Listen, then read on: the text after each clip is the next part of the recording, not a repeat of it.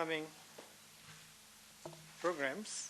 First, tomorrow there is a public lecture at 3 o'clock by Professor Deepak Pental on the societal response to transgenic crops, apathy, ideology, or fear of the unknown. And in the morning starts the conference in association with Professor David Hardiman and Professor Tridip Surud on nonviolent resistance in South Asian history. And on the 24th, there is a panel discussion in Hindi. Professor Vishwanath Tripathi, formerly at the University of Delhi, and Professor Radha Vallabh Tripathi, formerly at the Rashtriya Sanskrit Sansthan, साहित्य के आईने में आदिकाल और मध्यकाल. Then on the next day, that is 25th February, there is a weekly seminar starting at 3 p.m. Professor A.R. Vaspi, Certitudes of the Times, Quality, Rights and Inclusive Growth. And finally, 26th February, Wednesday, 3 p.m., public lecture by Mr. Ravi Venkatesan, author and board member, Infosys, Bengaluru. Conquering the Chaos. Win in India, win everywhere. Some recent publications of ours, which you can get outside at a nominal price. History and Society series, Suchitra Balasubramaniam, The Myth of the Hare and Hounds, Making Sense of a Recurring City Foundation Story. And Perspectives in Indian Development, Meenakshi Bharat, In the Shadow of Terror, Terrorism, and the Contemporary Indian Novel in English. Samaj Evam Itihas series, Shalini Shah, Ling, Samaj or Itihas. There's a website, there's a new website which NML has, and that's set out here, www.nehrumemorial.nic.in. Please go to it occasionally.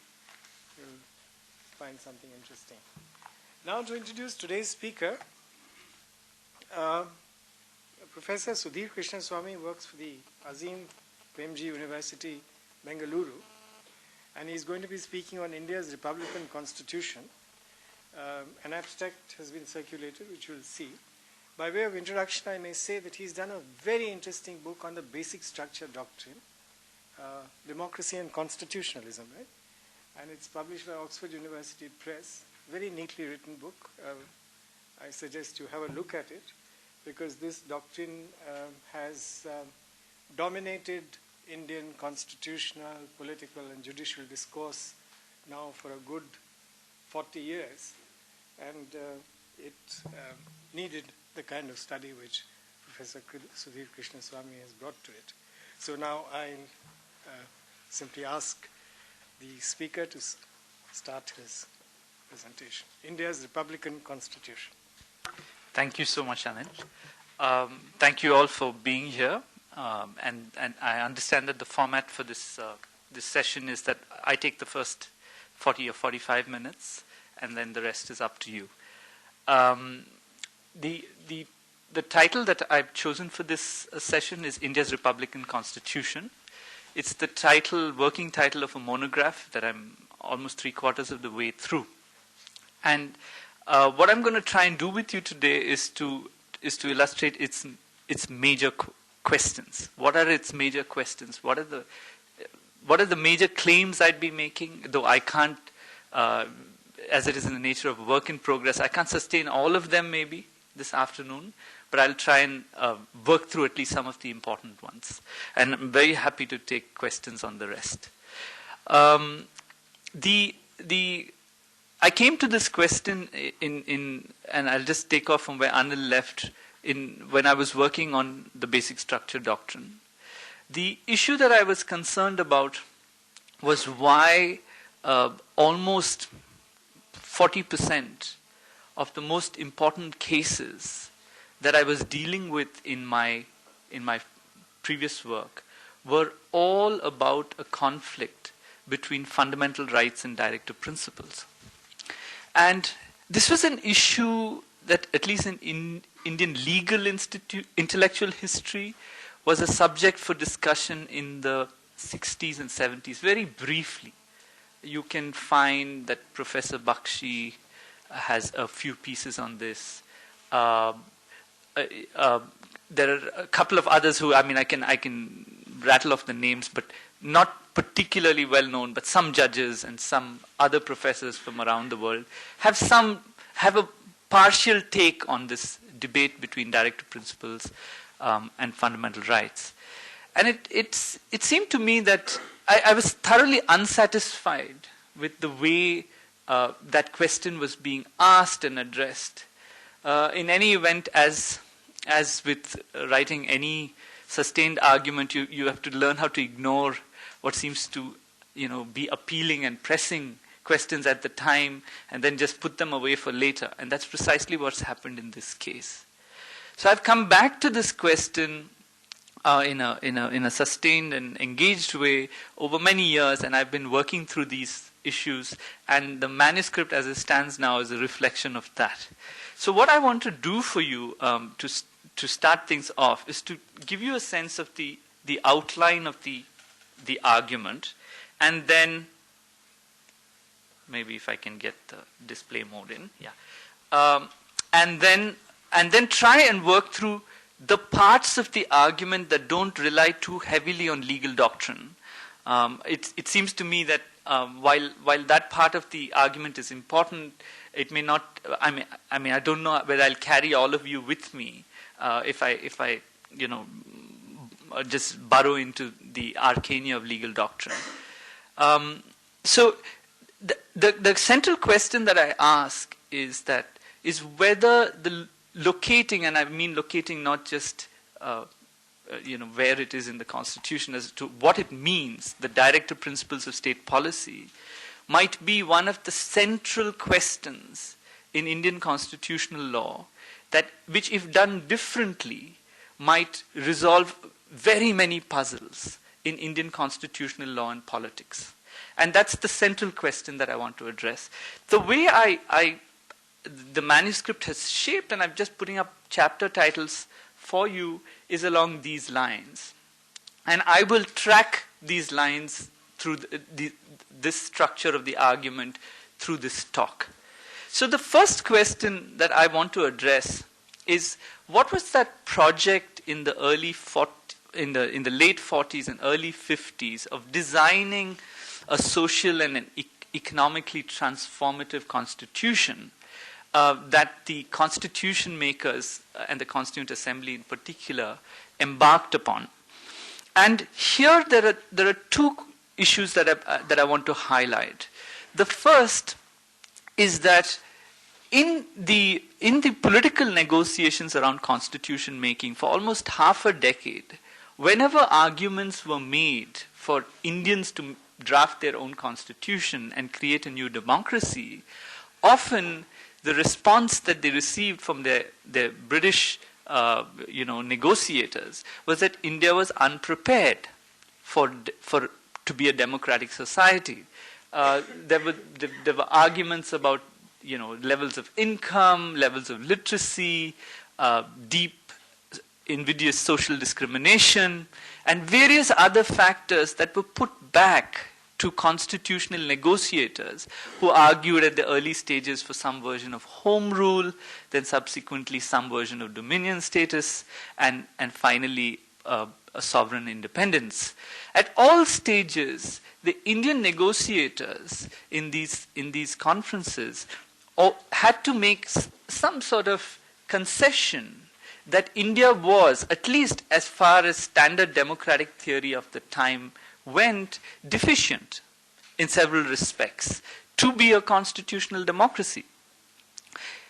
When it came to constitution drafting as an exercise, this question was raised at the very beginning of the debates in the Constituent Assembly debates. Nehru addresses it squarely. Other interlocutors in the Assembly weighed in on this question of precisely how ready are the Indian people for this kind of constitutional democracy. When this question is posed as starkly as it is in the Constituent Assembly debates, the responses are in this order. The first is to suggest that the Indian constitution cannot go down the lines of a standard liberal democratic constitution and only be skeletal in its detail. Why is this the case? Because the cultures of democracy and the cultures of institutions are so weak that the Indian constitution has to be detailed enough so that it instantiates the culture of democratic institutions and doesn't leave things to chance. So this is one argument that comes forth, that we need a detailed constitution. We can't have a US-style constitution of 27 pages because the institutional cultures of democracy need to be scripted by the constitution. The second response that comes about is even more audacious. The fact that we have a long constitution might just be noted as an idiosyncratic feature of the Indian constitution. But the second feature is far more audacious. It is the claim that while conventionally constitutions are post-revolutionary documents that simply create the rules of the game, in the case of the Indian constitution, it will do two things. It will create both the rules of the game as well as the preconditions for its existence. This second strand of the argument, that the Indian constitution has this bootstrapping quality, was in at least in terms of constitutional theory of the time, it's magic. It's a magical claim, because there is no precedent at that point in time of a constitutional method through which the conditions for democracy can be generated. But in the Indian constitutional debates, there is a clear recognition that the Indian constitution has to do both these things. Sitting today from the vantage point of, say, 2014 or the first decade of the 21st century, it seems to many that it is commonplace that the Indian judiciary is the vanguard institution responsible and vested with the power to engineer this social transformation. It seems to us to be, of course, how else do we do a radical social and economic transformation but through rights and through the courts? But that was certainly not the institutional imagination or the conceptual thinking behind this part of constitutional design. Before I get into the details of what was that model that was imagined at the time, let me say a little bit about what kind of a claim this is about the Constituent Assembly debates. At least let me say what kind of a claim it is not. Now, I'm not suggesting at any point in time that the speakers in the Constituent Assembly in some ways anticipated and fully articulated all of the things I'm saying to you today. I'm not making a sort of historical claim about the subjectivities of X or Y actor, that Ambedkar knew this or Nehru knew this. Because it seems from all available evidence that in the concluding debates of the Constituent Assembly, when the main actors behind the drafting of the Constitution are asked, is there anything novel in this Constitution?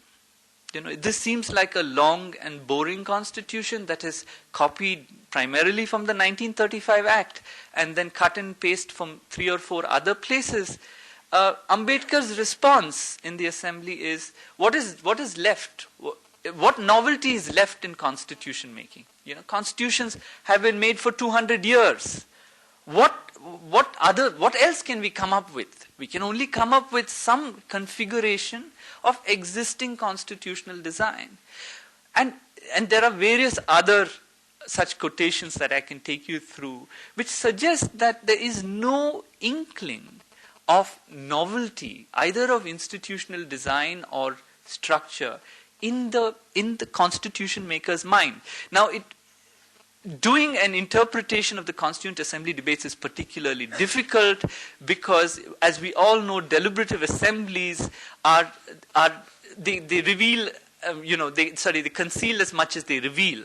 Why do people say the things they do in an assembly? What are their strategies behind securing overall consent is not something that one can easily divine. And I'm not going to go down that direction. I'm not going to say that, Ambedkar or Nehru denied novelty to secure unanimous acceptance of the Constitution or anything such. I'm just not going to go into that question. So this is not a claim about constitutional history or political history, that these people knew what they were doing and saying at that point in time. What I'm suggesting to you is that as a matter of the history of ideas, it is absolutely clear that what the Indian Constitution set out to do, the 1950 Constitution, through its insertion of principles of political and economic justice in the directive principles of the Constitution and a particular institutional architecture to achieve these principles, is thoroughly novel. There is no other constitution that predates the Indian Constitution that does the same thing. So it's no surprise then that come the inauguration of the Constitution in 1950, the first battles in the Supreme Court are about the interpretation of fundamental rights and their apparent conflicts with directive principles. Now I can do two things here at this stage. I could just take you first through what that part of the Constitution looks like, because I'm taking it on sort of good faith that you all know what the directive principles are about, and maybe I should just set out for you a little bit of the content of directive principles. The second thing I need to do is to kind of clarify for you what is this novelty of institutional design that I'm talking about. And I'll do both these things. For me, in the way I work it out in the manuscript, it's part 2 and part 3, so it flows nicely for me. And I'm going to come back to this page, but before that, I'll just take you through some basic ideas and texts of the Constitution. So, fundamental rights of the Constitution are in part 3 of the Constitution. Article 32 acts as the gateway to part 3 of the Constitution. And Article 32 says two things. First, that every citizen can move the Supreme Court to do what? To enforce the rights conferred in this part. So the enforcement of fundamental rights is a power that is vested in the courts. And citizens can mobilize this power at any point in time. The second thing is a negative injunction. A negative injunction to the state in Article 13 not to make any law. And here the state is both the legislative state and the executive state, not to make any law that abridges or takes away fundamental rights. So this part of the Constitution, part 3 of the Constitution, at least by that time in constitutional history, became quite the standard case for a liberal democratic constitution. A constitution that protects liberal political values must have rights protection. You can choose your vintage of where you might say the Indian Constitution draws inspiration. As a matter of fact, its wording most closely resembles the Constitution of Japan. But I'll just take it that the key part that we understand is that this is the liberal democratic, the liberal core of the Constitution. I don't even want to say democratic. It's the liberal core of the Constitution. Part 4 of the Constitution speaks in very different terms. Before I get into the content of the rights, of the principles in Part 4, I want to say a little bit about its gateway provision, which is Article 37. Article 37 defines the institution, just like Article 32 defines the institutional responsibilities for fundamental rights, Article 37 defines the institutional responsibilities for directive principles. And what does it say? It tells us two things. First, there is a negative injunction on the courts. The negative injunction on the courts is that the courts shall not enforce the directive principles. But there's a positive injunction on the state. That is, it's in some sense, it's the mirror image, it's the inverse of what we saw with fundamental rights. The it says that the rest of the state shall apply these principles in the making of laws and shall keep these principles to be fundamental in the governance of the country. So a positive injunction on the state and a negative injunction on the court. Now, this design has at that point in time, 47 to 50, some useful parallels. There is an ongoing debate around the Universal Declaration of Human Rights. For those of you who are aware of that history, you would understand that the splitting of the civil and political rights and social and economic rights is already being discussed in Washington. There are members of the Constituent Assembly who are all part of this discussion in Washington. And so they're going back and forth. So there might be some of that intellectual influence. It's suggested by some work that's yet to be published that the Indian debate had a significant impact on the UN debate rather than the other way around in terms of the splitting of social and economic rights. But that's not a question I want to wade into today. But there is no other constitution that has the same formula except for the Irish Constitution. And the Irish Constitution at this point does say that it does use the phrase directive principles, but it doesn't do any of the things that we see here. It doesn't say that the state must make laws and must implement these principles, and it doesn't say that the court, that the court should not enforce. It says that the court should not take any cognizance of, which is a much stronger term than enforce. And I'm tripping up on my doctrine, so I won't get you into that doctrinal question. So there are two things that are happening with Part 3 and Part 4. First, the institutional responsibilities for the implementation of this part of the Constitution, of these parts of the Constitution, are distinct. While the courts have primacy for Part 3, the legislature and the executive have primacy for Part 4. That's what it seems on the face of it. Let me spend a little bit more time on the content of Part 4, because more often than not, Part 4 is that part of the Constitution that no one ever has to read. Let me suggest to you that there are three provisions of Part 4 that deserve particular attention: 38, 39, and I put up for you in the next slide 41. And 41 only because it gives you a flavor of much else that's in Part 4. So 38 says something like this: you must secure social justice, social, economic, and political to inform all institutions of national life. Article 38, Clause 2 goes further, talks about inequalities of income, inequalities in status, and an attempt to redress wide-ranging social inequalities. Notice that the target of Article 38, Clause 2 is inequalities in the social sphere, not just the relationship between the state and the citizens, but the relationship between citizens themselves. 39 talks about the value of the state, that the state must secure basic livelihood, adequate means of livelihood, some references to food and work in Article 41, but 39B and C continue developing the anti-hierarchical programs set up in Part 4. They suggest that the distribution of material resources should subserve the common good, and that the operation of the economic system shouldn't result in the concentration of wealth. Now, there are two or three parts that I want to pick up from the content issue around Part 4. There were two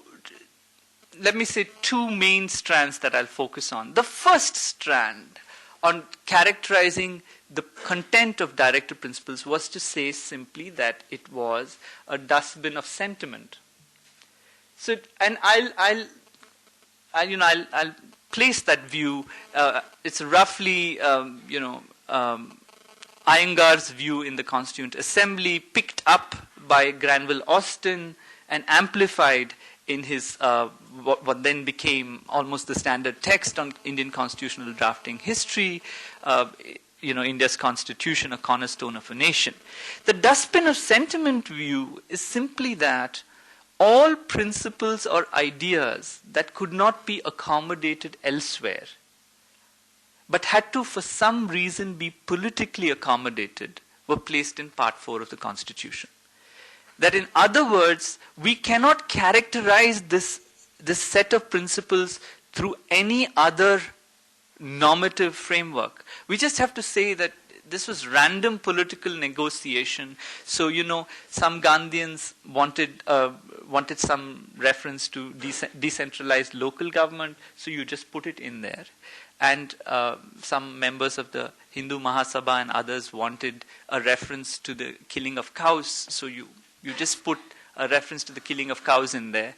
You can't get secularism or the equality of women in strongly, a uniform civil code in strongly in civil rights. So you just put it into the directive principles. So there is this dustbin of sentiment view, and to be fair, there is traction for that claim because there were very many articles, and I'll just take one for an example, the right to education, which starts as a fundamental right, then gets shunted out into the directive principles, comes back into the fundamental rights chapter, and then finally settles in the directive principles chapter. So even within the Constituent Assembly, there is considerable debate on the placement of various political values, rights, and principles. Having said that, the decision making around the what goes as a principle and what goes as a right is not in the Constituent Assembly. It's in the committee stage. So we will not, in the committee stage of the Constituent Assembly is not minuted as carefully. We have some anecdotal accounts of what happened in the committee stage, but we don't have a detailed historical minuting. So you can't make a decisive sort of claim that the dustbin of sentiment view holds out.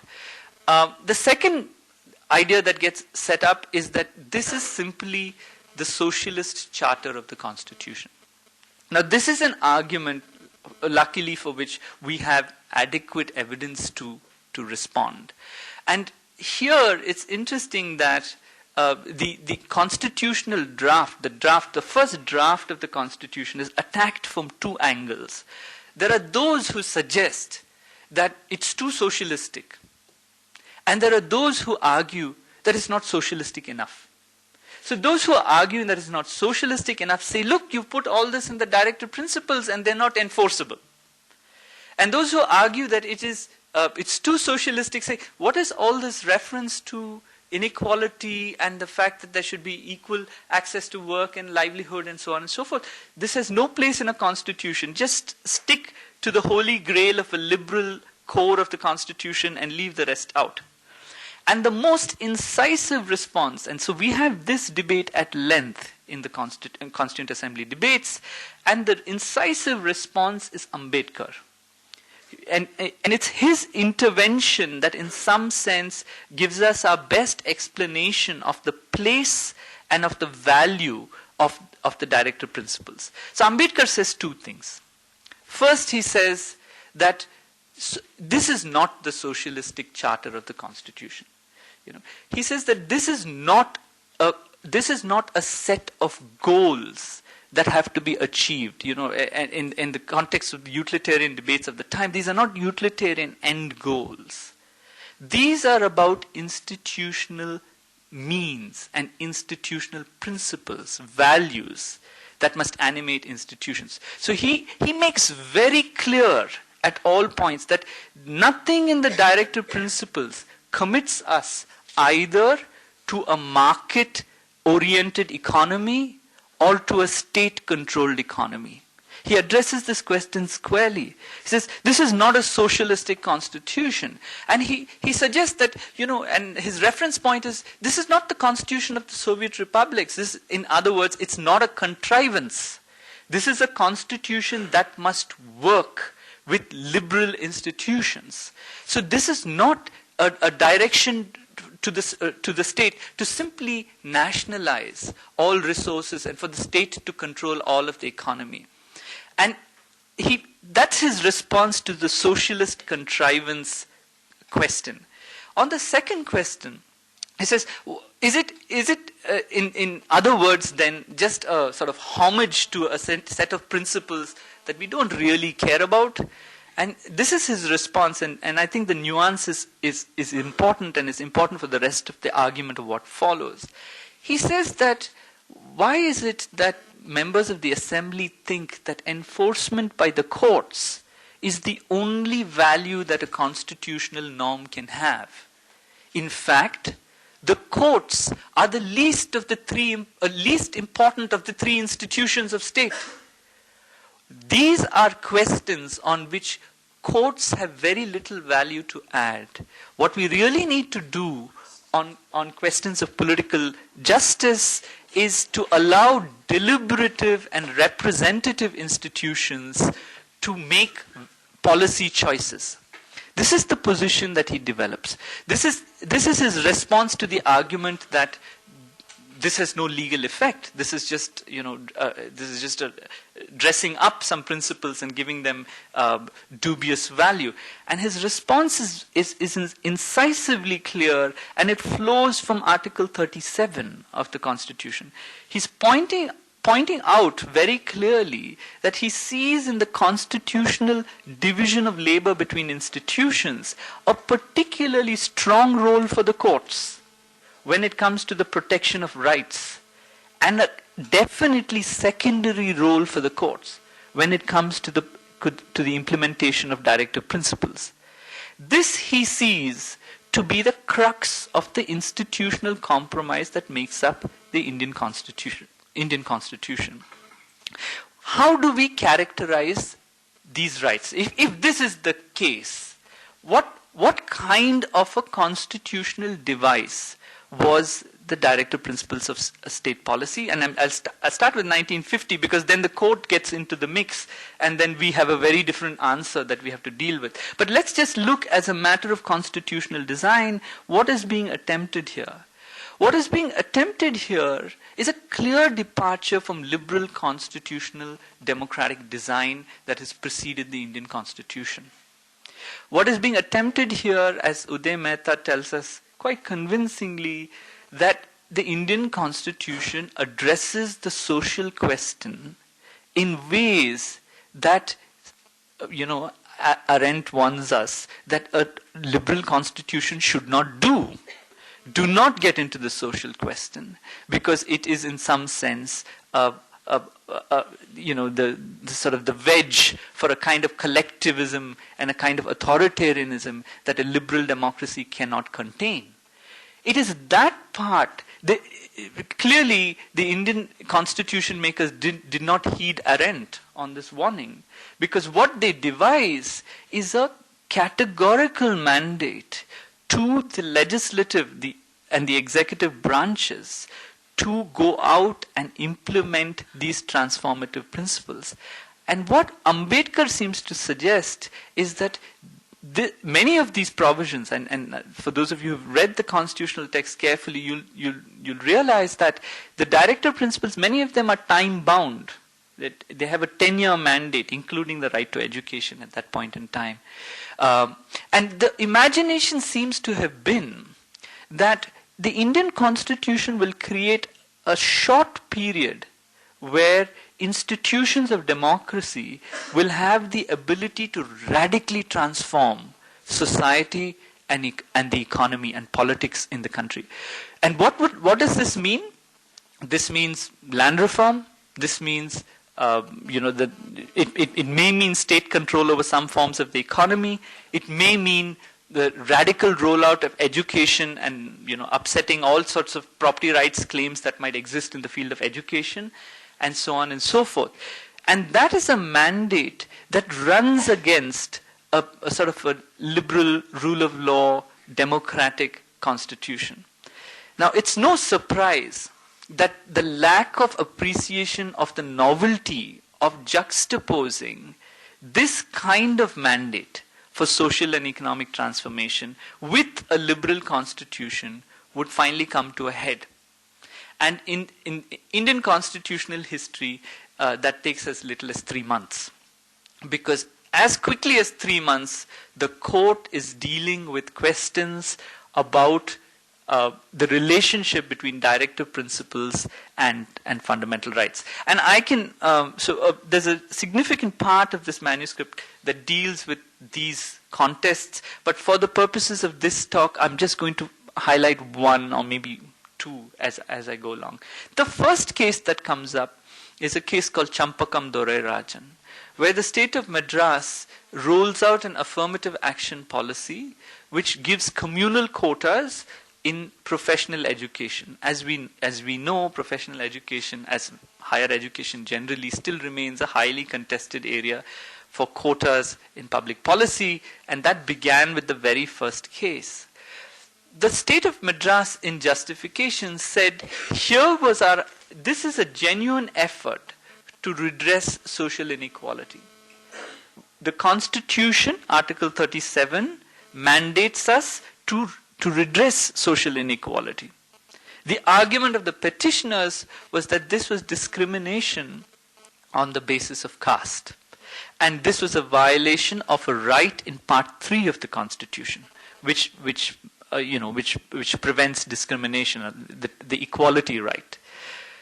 The court, in a very short judgment, with no reference to the constitutional debates on this question, very quickly concludes that the fact that the courts cannot enforce Part 4 of the Constitution simply means that Part 4 of the Constitution is subordinate to Part 3 of the Constitution.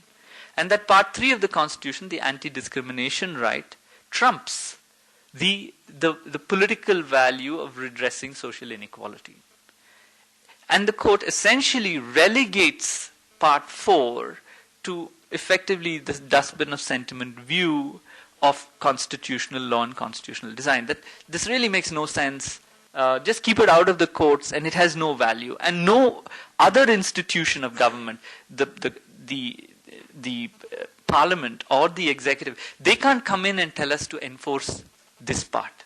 So with that judgment, the idea of crafting a novel arrangement between these two parts of the Constitution and allowing for the social and economic transformative project is derailed as early as 1950.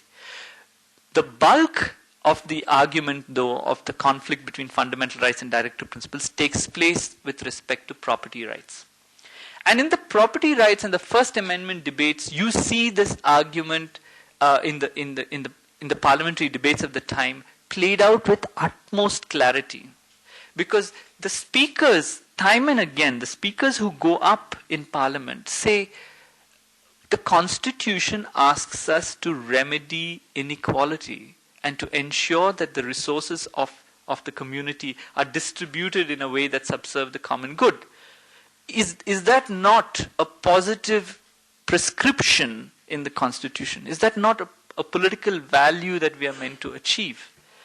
And how is it that the court can tell us that this is a violation of the fundamental right to property and restrain us from fulfilling this constitutional mandate? As we know, as a matter of constitutional history, the court repeatedly used the fundamental rights to trump directive principles. It sets off a chain of interinstitutional contest over constitutional meaning, which results in almost 35% of the amendments in the Indian Constitution. 35% of the amendments in the Indian Constitution arise out of this single conflict. Should the directive principles be subordinate to the fundamental rights? And over a period of 30 years, the court starts to moderate its position. And in an early case, in a case called Minerva Mills, and I'll just drop a few names for those who are interested and want to pursue this line of inquiry, but I won't go into it in detail. And then subsequently in the bank nationalization cases, which is R.C. Cooper, the court starts to moderate its view of the relationship between Part 3 and Part 4 of the Constitution. But by then, two things have happened. The political momentum or the political drive for the implementation of these principles has, for the most part, vanished by the 1970s. And the court, unlike the standard account of Indian constitutional history, which seems to valorize the court as the vanguard of protecting, social rights and a transformative constitution, for the first 25 to 30 years, the court is the single institution that continuously pushes back against Part 4 of the Constitution. I can now, if I do a quick, element of detail on just the role of the court, before I get back to this question, what is fascinating as a matter of intellectual history and constitutional history is that then the court, in the later part of the 1970s, takes up the view that nobody has done anything to do social transformation. The discourse of the court, the discourse of the justices, Krishna Iyer and Justices Bhagwati and others, are thoroughly unreflective. They're unreflective of the court's own jurisprudence and history for 25 years. They then become the social vanguards, pushing back apparently at legislative and executive institutions that have failed to deliver on social transformation. And they do this through a different language, which I'm just going to come to. So, in that short period of our constitutional history, what we figure out is that not only was the novelty of the location of directive principles in the Constitution lost on the Constituent Assembly members, it was also lost on the courts. Now, I'm not for a moment making an argument of venality. I'm not making some sort of class structural argument about the Indian Supreme Court being staffed by only, members of the feudal landed classes or any such thing. I'm not making that kind of argument. I'm just saying that there was a constitutional interpretive problem that they needed to tackle, and it was a novel problem. They had no recourse to some other constitution or to some other intellectual tradition where they could readily reconcile these two contrasting impulses in a constitution. And the Indian court clearly failed to grasp the novelty of that problem, and as a result, there's a heavy political and constitutional price that we pay for in Indian history. I want to say a little bit about the court before I get to the Republican part of the argument. The court makes an attempt in the late 70s and 80s to revitalize Part 4 of the Constitution. And it does that through the invocation of fundamental rights. It suggests that we have new fundamental rights of various sorts. In 1984, the court suggested that we have a fundamental right to housing, which was a distinct directive principle.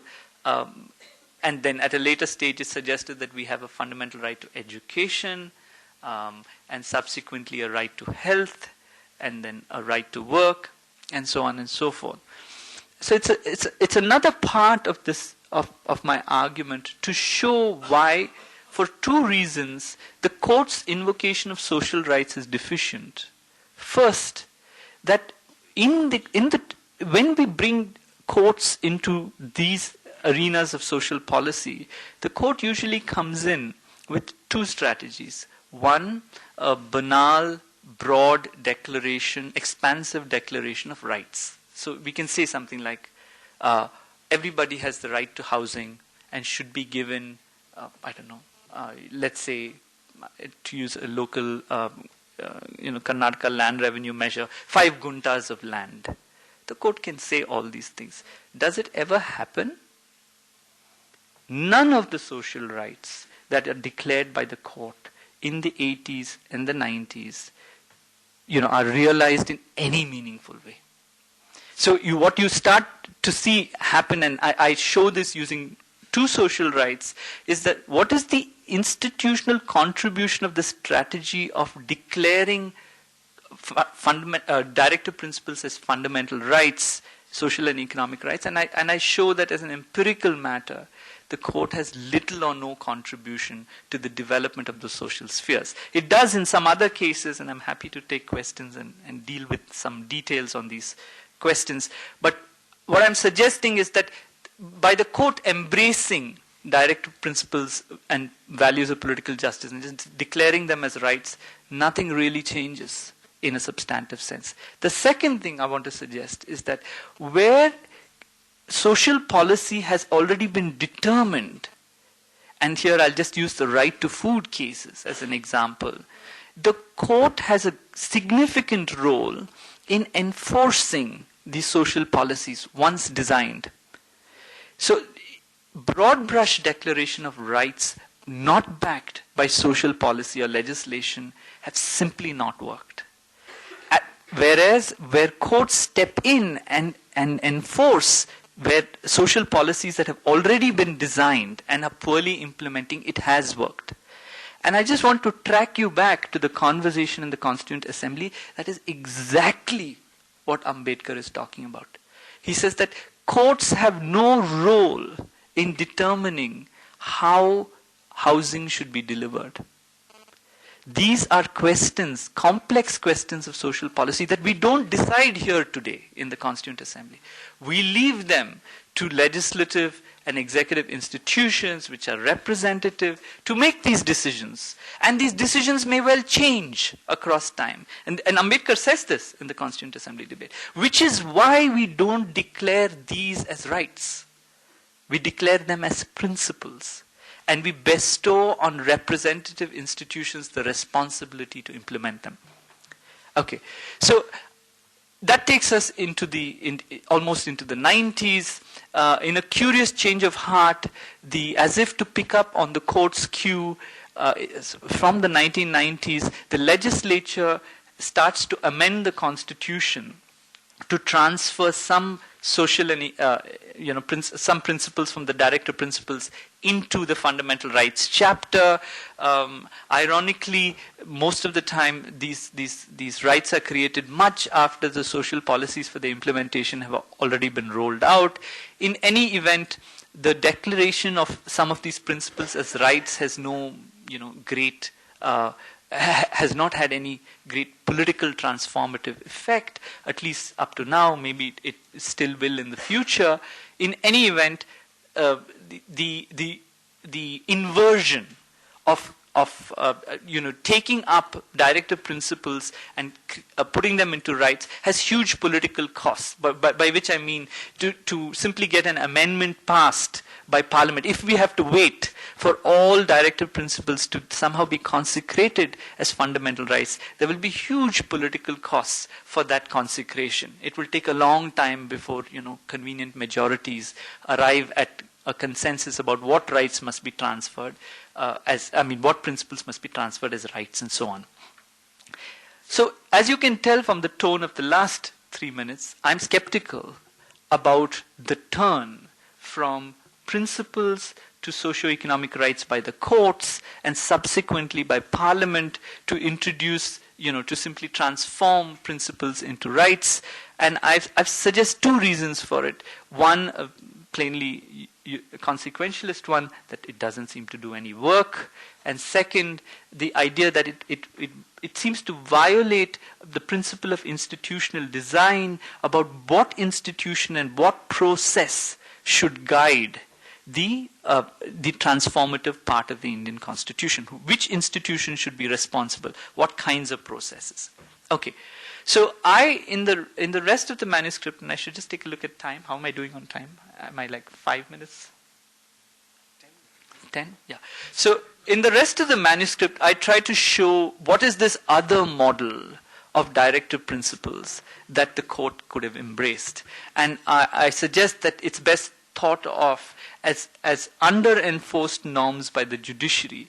That is, to put it simply, that political institutions, the legislature and the executive, will make policy choices on directive principles. That is, no citizen can go up to the court and simply say, I want a directive principle enforced. The Constitution very clearly tells us that that can't be done. But once the deliberative institutions, the political institutions, make a choice, then the courts must enforce them. So their secondary role is one that is triggered by the actions of the primary institutions, which either legislate or create executive policy for the implementation of directive principles. And once that trigger is secured, then they do not sit in some sort of subordinate status to fundamental rights. I'm not suggesting that this formula eliminates all kinds of conflict between directive principles and fundamental rights. There is still the very difficult task of reconciling apparently in concrete practical context, opposing political values. And there's no getting away from that. Declaring directive principles as fundamental rights also does not get us away from that. And I'll just take one example. In the right to education case, which is a 2011 case, or 12 was it? I hope I'm getting my dates. It's 2012. The Supreme Court had challenges to the right to education, which is the new Article 21A, which essentially said that one fundamental right, the right to education, violated or abridged two other fundamental rights. The right to do business, that is to run an institution, and minority rights, the rights of social and religious minorities, linguistic and religious minorities, to establish and maintain institutions. So declaring the right to education a fundamental right doesn't get us away from these conflicts. Anyway, these value conflicts exist. Courts are set up as institutions to engage rigorously in this task of normative justification and balancing. That's what they're there for. Treating them as directive principles doesn't change the substantive normative task that the court is given. And so I feel that I have a more elaborate account of what kind of doctrine would do that. But as I've said before, I'll save you from the doctrinal part of the story. Let me close by bringing the second part of the title of this talk, which is the claim that this might be a Republican value in the Constitution. And here I want to say two things. First, that the idea of republicanism that I invoke and that I'm developing is the idea of republicanism as non-domination. I begin with Pettit's work, but rely more heavily on the work of Shapiro to try and develop a view of what the requirements of Republican non-domination are. Now, now I could do two things here, which is to do a dense theoretical argument or to just sketch the key propositions. And I think I'll do the latter. I'll just sketch what I think are the key propositions. What unites the varied principles of political justice that are enshrined in Part 4 of the Constitution? First, the idea, the anti-hierarchy principle. What Part 4 of the Constitution works against, and almost every article of Part 4 of the Constitution works against, is the idea of hierarchy in the economy, in society, in political life. And the Constitution has an express mandate as to why those hierarchies need to be eliminated. In the context of the Constituent Assembly debates and the design of Part 4, what is constantly being stressed is that for democracy to do any work, we must have a society that allows for effective democratic participation. And the instinct and the value that is being pushed at in those debates, and I'm not suggesting, and I've studied these debates at length, they don't call it Republican. I'm calling it Republican. So I'm saying that understanding of the preconditions for an effective democratic life has a Republican impulse. And here, republicanism, as I said, of the Pettit-Shapiro variety, is motivated by the need to eliminate domination not only in political life, not only in the relationship between the state and the citizen, but also in social life and the economy. So it has as its scope of reference a wider range of our collective lives than merely the political. The second sense in which I developed the idea that it's Republican is that Republican political design or institutional design motivated by Republican values would stress on the element of popular, both individual and collective self-determination. The ability to participate and to construct collectively our political and social lives. So the tasks of achieving Republican goals must be given to those institutions that best express these Republican qualities. I'm not suggesting that legislatures and the executive, by being representative, exhaust the domain of Republican participation or the Republican values in our collective life. But I'm suggesting that at least vis-a-vis courts, they are certainly